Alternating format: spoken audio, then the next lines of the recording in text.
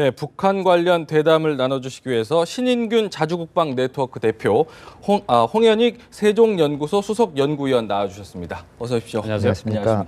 네. 먼저 좀 앞서 보신 대로 지금 북한이 지난 6일 4차 핵실험을 해놓고 아직까지 뭐 특별한 무슨 징후는 보이지 않고 있는데 뭐 대남 방송 하나 한 거 외에는 특별한 징후는 아직 없잖아요. 네.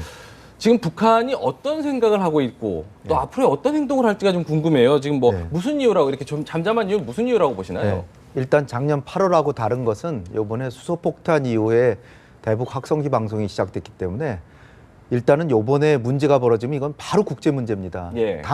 작년에는 남북 간의 문제였지만 그러니까 좀 더 계산을 더 많이 해봐야죠. 또 하나는 수소폭탄 실험했다라고 지금 자기네들 잔치하느냐고 정신이 없어요. 그 내부에서 결속 따지고 뭐 이거 저 축제 효과를 누려야 되잖아요. 수폭 가졌다는. 그러느냐고 그러고 있고 유엔 안보리에서 지금 제재 논의가 되고 있기 때문에 그것도 추이를 지켜봐야 됩니다. 미중 간에 지금 줄다리 하고 있거든요. 네.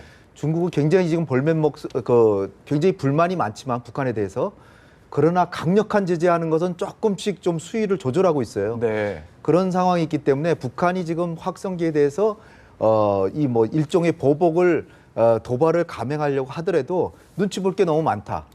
그러나 이제 어제 B-52 왔잖아요. 근데 B-52는 이건 뭐 핵폭탄을 싣고 다니는 거기 때문에 그 아주 소규모의 저강도 총격전에는 별 효용이 없는 무기란 말이에요. 거꾸로 역설적으로 너무나 강력한 무기이기 때문에 그러니까 북한의 도발 가능성은 배제하기는 어렵다. 일단 북한이 지금 사태를 너무 심각하게 생각하고 있고 지금 크게 번질 것을 우려해서 지금 행동을 좀 조심하고 있는 상황이다라는 얘기까지 좀 들어봤는데요. 먼저 그 신인균 대표님께 좀 여쭤볼게요. 오늘 뭐 조간신문 일면마다 실린 장면이요. B-52 장거리 폭격기였는데요. 이게 얼마나 위력이 좀 대단한 건지 좀 궁금합니다, 사실은. 미국이 폭격기를 세 종류를 가지고 있어요. 그중에서 이제 사실은 뭐 제일 비싸고 제일 무섭다 그러면 B-2 스텔스 폭격기인데 이게 이제 미국과 러시아의 전략무기 감축 협정에 의해서 미국도 땅이 넓고 러시아도 영토가 넓지 않습니까? 모스크바 상당히 내륙이죠. 그런데 스텔스 폭격기에다가 이 스텔스 미사일을 달고 와서 쏴버리면은 모스크바 아무리 내륙에 있어도 당할 수밖에 없지 않습니까? 그래서 러시아의 강한 주장에 의해서 스텔스 폭격기에는 핵미사일을 달 수 없게끔 협정을 맺었습니다. 그러면 이 그 B-52 뭐 사진 보셔서 아시겠지만 굉장히 구형으로 생겼지 않습니까? 지금 보십시오. 아주 구형이죠. 저 뒤에 있는 게 B-52인데요. 저거는 레이더에 다 잡히죠. 그렇기 때문에 그걸 레이더에 잡히는데 폭탄을 달고 들어가면 격추되지 않겠습니까? 그래서 저런 구형 폭격기에는 핵미사일을 달 수 있게끔 했습니다. 그래서 일부 보도에 의하면 저게 스텔스 미사일을 달 수도 있다라고 나오는데 그거는 또 감축 대상에 대해서 지금 다 폐기했어요. 스텔스 미사일 달 수 없습니다. 그냥 일반 핵미사일을 다는데 32발을 달고요. 그리고 위력 하나가 100킬로톤입니다. 히로시마 원자 폭탄이 16킬로톤이거든요. 32발 중에 한 발 얘기하시는 거예요? 한 발이 100킬로톤이에요. 그러니까 히로시마 원자 폭탄이 16킬로톤이니까 이 한 발이 히로시마 원자 폭탄의 6배의 위력을 32발을 달고 있습니다. 원래 그것도 한 200킬로톤 됐는데 러시아하고 또 감축 협정에서 100킬로톤으로 이렇게 줄였는데 이런 것이 북한의 어떤 그 확장 억제력, 카터 미 국방부 장관의 확장 억제력, 즉 핵 우산을 확실하게 씌워주겠다라고 공언하지 않습니까? 먼저 제안을 그래서 이제 이 핵무기의 나르는 핵무기의 최고봉이 바로 B-52인데 그 나르는 핵무기의 최고봉을 먼저 오고 그리고 이제 지금 또 부산 해군작전사령부에 핵 잠수함이 들어와 있습니다. 그래서 이 또 3대 전략무기라고 하면은 이 B-52처럼 핵미사일을 쏘는 비행기 그리고 핵 잠수함 그리고 지상에서 쏘는 ICBM 이렇게인데 그 중에서 2개를 지금 우리 한국에 보낸 거죠. 뭐 막강한 전력으로 지금 대응을 하고 있는 상황인데요. 지금 북한이 아까 잔치를 벌리느라고 정신이 없을 것이다 이렇게 지적을 하셨는데 저는 잔치를 벌일 상황이 아니라고 봅니다. 북한 김정은이가 어떤 뭐 여러 가지 아마 다목적 효과를 노려서 이번에 또 이 뭐 수소탄인지는 아직 국제사회에서 공인은 안 하고 있습니다만 장난질을 쳤는데 저는 일종의 구판을 벌린 거죠. 그런데 지금은 이제 3대 핵 미전략 무기들 B-52, 그다음에 미시간 핵 잠수함, 그다음에 로널드 레이건 핵 항모. 사실은 이 세 개의 전략 무기는 아마 그 어떤 한계를 가지고도 한 국가와 전쟁을 벌릴 정도의 가공할 위력을 갖고 있는 것이기 때문에 B-52가 아마 북한의 한 서너 대가 떠서 네. 공격을 해대기 시작을 하면 네. 아마 평양이 지도상에서 사라질 겁니다. 네, 네. 그렇기 때문에 저는 북한의 김정은이가 굉장히 지금 이 부분에 관한 공포심과 네. 위축감을 저는 느끼고 있을 것이다. 네, 저는 네. 그렇게 보는 거고요. 네. 덧붙여서 한 말씀을 드리면 네. 옛날에 전 정권에서 사실은 한미 군사 동맹, 한미 연합사 체제를 부수는 전작권 함소의 문제가 논의됐지 않습니까? 물론 그 뒤에 보수 정권이 돌아나서 다시 되돌린 게 참 이번에 이런 사태를 보면 저는 정말 그것이 얼마나 우리 국가 안보에 중요한 문제였던가 그걸 전 다시 한번 되뇌 보이고 있는 건데요. 만약에 이 한미 동맹이 깨지는 상황이 된다면 북한의 저런 핵장난 또 혹은 어떤 위협적 도발에도 사실은 미국의 동맹적 도움을 협조를 요청하기가 어려운 상황이었습니다. 그렇는데 어찌되었든 지금 이제 그 부분을 가지고 우리 한미 동맹이 굳건히 공조를 하고 있다. 그런 측면에 있어 가지고는 저는 굉장히 안보적 측면에서 안도하는 그런 측면이 있다. 그렇게 보아져요. 이게 지금 보면 아까 말씀하셨듯이 그 신 대표님께서 말씀하셨지만 이 엄청난 위력을 가진 건데 이거를 그 지난번에 2013년도 3차 때도 한번 이게 한번 출동을 맞죠. 했었다라고 얘기를 하는데 그때에 비해서 굉장히 좀 투입된 시기가 빨라졌다, 짧아졌다 이런 평가를 하고 있는데 그렇죠. 어떤 의미인가요, 이거는?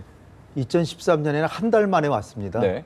근데 지금은 4일 만에 왔어요. 네네. 시간적으로 뭐 7분의 1 그 짧은 시간에 온 거죠. 예.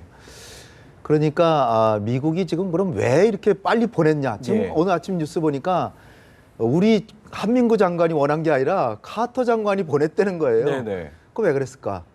일단 이 북한이 핵실험한 것 자체가 한국과 미국의 대북 정책의 실패이기 때문에 이걸 일단은 이 만회하려는 그런 게 있고 두 번째는 북한이 핵폭탄 실험을 벌써 수소폭탄인지 뭐 차치하고 4번을 했기 때문에 이건 뭐 핵을 가졌다고 봐야 되잖아요. 네. 그럼 한국 내부에서 당연히 우리도 핵 개발해야 되는 거 아니냐 얘기가 나오잖아요. 네. 그럼 우리 핵 개발하면 미국은 어떻겠습니까? 안 좋죠. 네. 막아야 되겠죠. 네. 그러니까 확실하게 우린 보장한다. 이렇게 보낸 거죠. 근데 여기서 이제 주의할 점이 있습니다. 이 B-52가 나와서 아마 김정은이 어저께 뭐 지하 땅굴 속에 또 숨었는지 모르죠. 그리고 여기 벙커버스트도 있어서 숨어야 소용도 없습니다. 그러니까 어쨌든 어딘가 숨어 있었을 그럴 가능성이 큰데 중요한 것은 이렇게 한 번 오는 것도 뭐 한동안은 효과가 있겠지만 이거는 중장기적으로 평상시에 북한이 핵을 가졌을 때 우리를 위협하잖아요. 그럼 이걸 평상시에 억제할 수 있는 보장이 있어야 된다는 거예요. 물론 미국이 핵우산을 씌워주고 있고 한미 안보연례 협의할 때마다 미 국방장관이 이제 또 보장을 한다라고 얘기는 하지만 이 문서로 약속을 해야 돼. 국가 간의 약속으로 해줘야지. 그래 우리가 좀 더 안심이 되잖아요. 그런 걸 하든지 아니면 이렇게 왔다 가지 말고 핵 잠수함 같은 거를 상시로 뭐 진해 인근에 뭐 항상 왔다 갔다 한다든지 그러면 만약에 북한이 우리를 핵으로 공격했을 때 바로 쏴줄 수 있다는 걸 좀 안심할 수 있잖아요. 그런 보장 조치가 필요하다. 그리고 한 가지만 더 말씀드리면 지금 이제 확성기 방송하는데 이게 이 B-52는 너무나 강력한 무기이기 때문에 국지전엔 소용이 없는 거예요.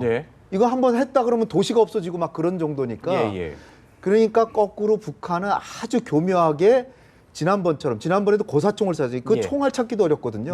그런 정체불명의 도발을 해놓고 우리가 강력하게 보복하면 그러면 한반도의 평화가 깨지잖아요. 그 유엔 안보리에서 대북 제재 논의를 하다가 야 이게 제재 논의 이전에 한반도 평화가 깨지니까 평화 회복이 더 중요하다.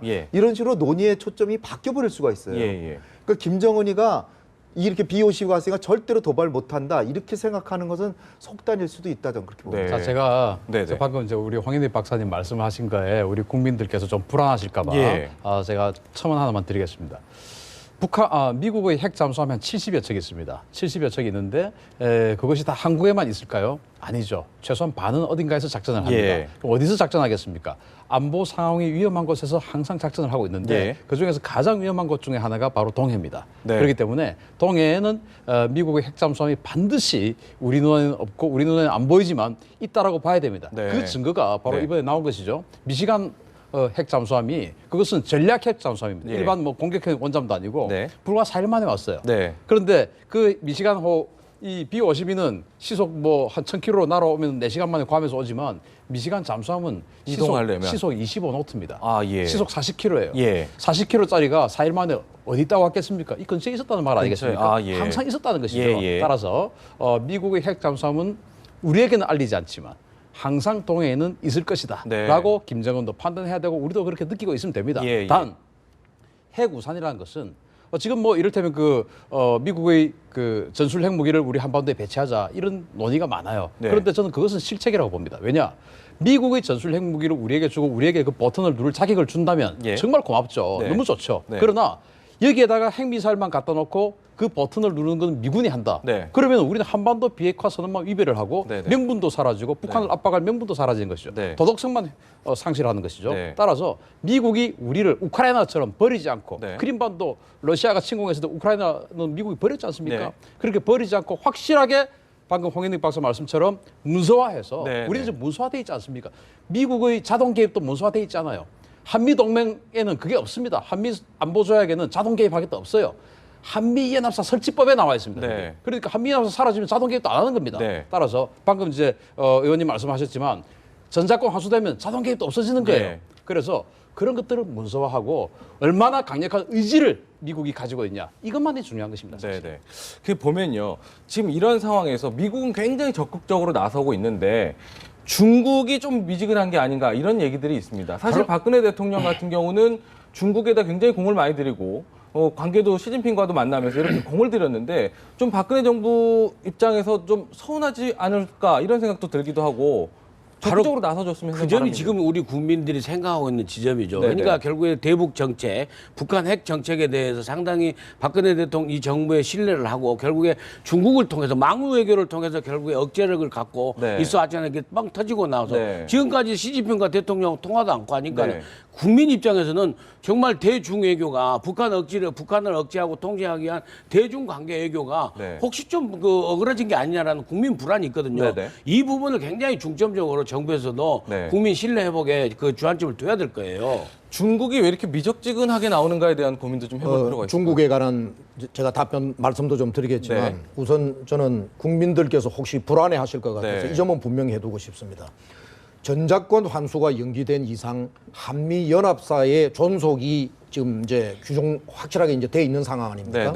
그렇다면 한미 연합사가 존재하는 한에는 한반도의 유사 전쟁 상황이 발발되면은 자동적으로 미국은 군사 자동 개입을 하게 돼 있습니다. 그렇기 때문에 만약에 이게 없었다면은 미국의 전쟁법에 의해서 미 의회에 동의를 거쳐야 되는 며칠의 시간이 필요했겠지만은 지금은 한미 연합사가 존속하는 체제를 유지하고 있기 때문에 북한이 발발 사태를 일으키면 이건 자동 개입이 됩니다. 그렇기 때문에 안보에 관한 한 한미 군사 동맹이 굳건한 이상 국민들께서는 불안을 하게 생각하지 않을 이유가 없다. 저는 이 말씀을 드리는 거고 중국 같은 경우에는 이거 우리가 분명히 알아야 될 게 있습니다. 이런데 왜 중국이 제대로 잘 안 나서주느냐. 우리에게 한미 동맹이 있는 거와 마찬가지로 중국과 북한 간에는 조중 동맹이 있습니다. 혈맹 관계입니다. 거기도. 그래서 제가 이거 오래전에 그 중국의 고위 지도자한테 들은 얘기인데 제가 이제 의원 시절에도 그런 문제를 지적을 했어요. 이제 중국이 좀 나서줘야 되는 거 아니냐. 저런 경거망동하는 북한을 제재하고 압박할 유일한 대상이 중국 아니냐. 이런 얘기를 했을 때 제가 지금 아직도 잊어버리지 않는 참 서늘한 얘기가 하나 있는데 그 말이 이런 얘기입니다. 우리가 한국을 새로운 친구로 사겠다. 그런데 새로운 친구를 사귀었다라고 하는 의미는 옛 친구를 버리라는 것이 아니다. 그 말은 뭐냐면은 중국은 북한을 동맹의 친구로 아직까지 생각하고 있는 겁니다. 다만 핵 탄두를 가지고 지금 현재 중국도 미국과의 패권 전쟁 또 혹은 아직까지도 경제적으로 완전한 완숙의 경제에 들어있지 않기 때문에 한반도가 안정화되어 있어야 되는 거거든요. 그런 측면에 있어가지고 북한이 흔드는 것은 눈에 거슬리는 것이지만 그걸 가지고 북한을 압박하고 제재해서 이 균형을 깨뜨렸다는 생각은 중국에게 우리가 기대를 해서는 안 되는 것이다. 냉철한 외교적 판단을 가지면 우리가 그러한 기조하에서 우리의 안보 전략을 짜는 게 맞다. 저는 개인적으로 그렇게 보는 겁니다. 이 의원님 말씀에 저도 전적으로 동의하고요. 중국한테 너무 큰 기대를 해서는 안 된다. 그러나 중국이 우리의 적국이 되는 건 절대로 막아야죠. 그러니까 한중 관계는 우리가 기대 수준을 너무 크게 갖지도 말고 그러나 적이 돼서는 안 된다. 왜냐하면 지금 우리가 중국에서 얻는 무역 이득이 어마어마하거든요. 우리나라 1년 무역 흑자 1.5배를 중국에서 얻거든요. 그러니까 중국에 지금까지 너무 의존했다. 이런 생각도 있고요. 또 미국에도 마찬가지로 좀 봅니다. 솔직히. 왜냐? 일본 같은 경우는 지금 미국은 지금 경제 위기 2008년에 나가지고서는 좀 어려웠잖아요. 근데 재정은 국방비는 자꾸 줄여야 되고, 근데 중국은 견제해야 되잖아요.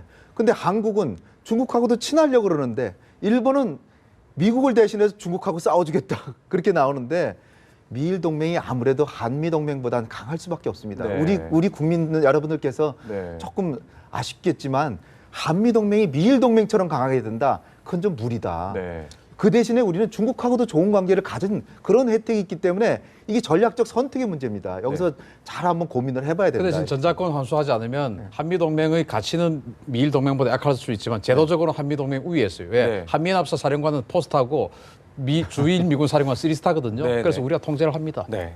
그렇군요. 알겠습니다. 뭐 시간이 좀 짧아서요. 좀 대답 여기서 마무리해야 될 것 같습니다. 지금까지 이종혁 전 의원, 민영삼 정치평론가, 홍현익 수석연구위원, 신인균 대표님과 함께 얘기 나눠봤습니다. 오늘 말씀 고맙습니다. 감사합니다.